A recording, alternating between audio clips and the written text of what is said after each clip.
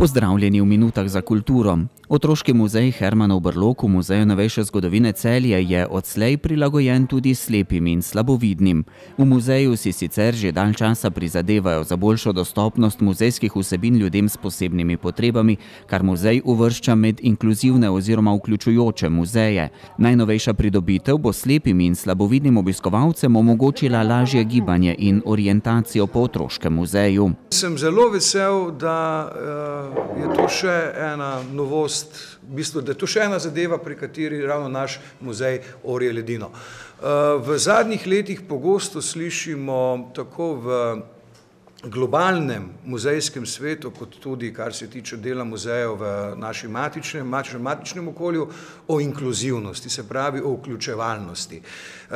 Kar pomeni nekje v praktičnem smislu, da naj bi se muzeji čim bolj odpirali javnosti, čim bolj na stežaj odprli svoja vrata za različne pobude, ki prihajajo od zunaj, se pravi tako strani raznih interesnih skupin, društev, zainteresirane javnosti, ne nazadnje tudi posameznikov in na podlagi njihovih želja in njihovih potreb nekako skupaj soustvarjali program in vsebine muzeja. Sodelovanje z Združenjem prijateljev slepih Slovenije in Pedagoško fakulteto Univerze na Primorskem se je v Muzeju novejše zgodovine Celje začelo pred 3 leti, ko so v Otroškem muzeju Hermanov Brlog na ogled postavili razstavo Radovedni prstki.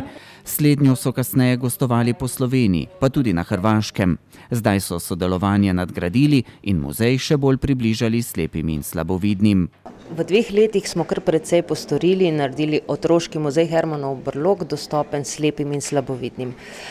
Že ob vstopu v muzej lahko slepi potipajo po tleh talne taktilne trakove, ki jih pripeljajo čisto do Otroškega muzeja. Poleg teh talnih taktilnih trakov imamo nameščene tudi 3 tipne tablice, tlorise, ki jih lahko slepi potipajo.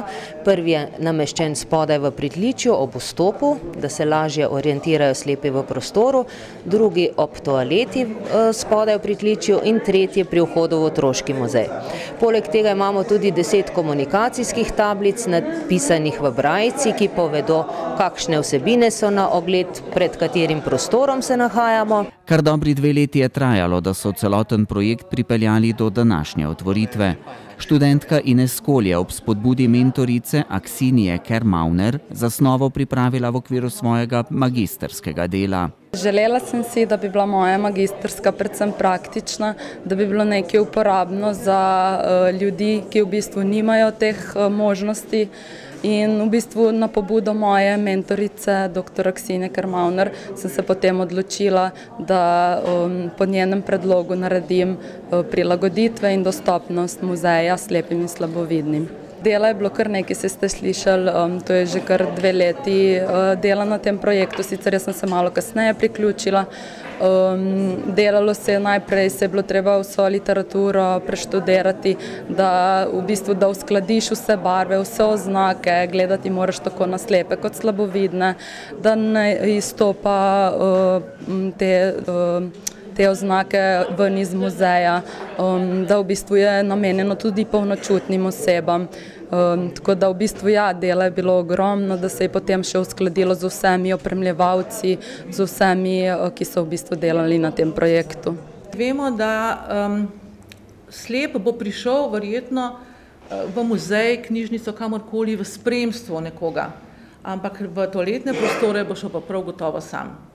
In osnova je to, da poskrbimo tudi po zakonu, da bi bili vsi javni prostori opremljeni z nekimi tipnimi tlorisi, ki bi pomagali slepim k samostojnosti.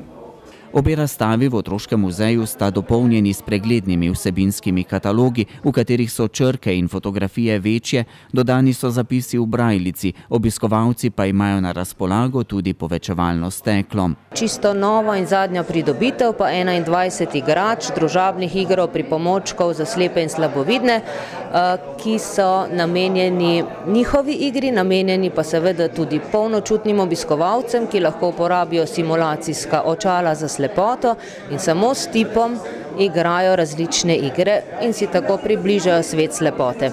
No, tudi v prihodnje bomo sodelovali z Združenjem prijateljev slepih Slovenije z različnimi animacijami, vodstvi po razstavah in predstavitvijo slepote našim obiskovalcem.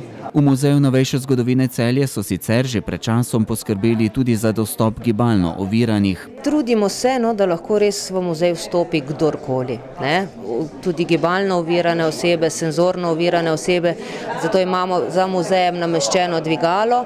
V lanskem letu smo pa tudi sivo liso otroškega muzeja, Hermanovo gledališče, pripravili dostopnega, tako da smo kupili mobilne klančine, ki omogočajo zdaj obiskovalcem res vse razstavne prostore našega muzeja. Tudi za gluhe in naglušne imamo pri nas 2 vodnika v slovenskem znakovnem jeziku, s katerim se lahko naglušni in gluhi sprehodijo samostojno po 2 razstavah našega muzeja, poživeti v Celju stalni razstavi in v fotoateljeju in galeriji Pelikan. Novo muzejsko pridobitev so namenu predali prav na Dan prijateljev slepih, ko njihovo združenje zaključuje tudi enega svojih najpomembnejših projektov ozaveščanja učencev o slepoti. Ta je tudi v tem šolskem letu potekal po slovenskih osnovnih šolah.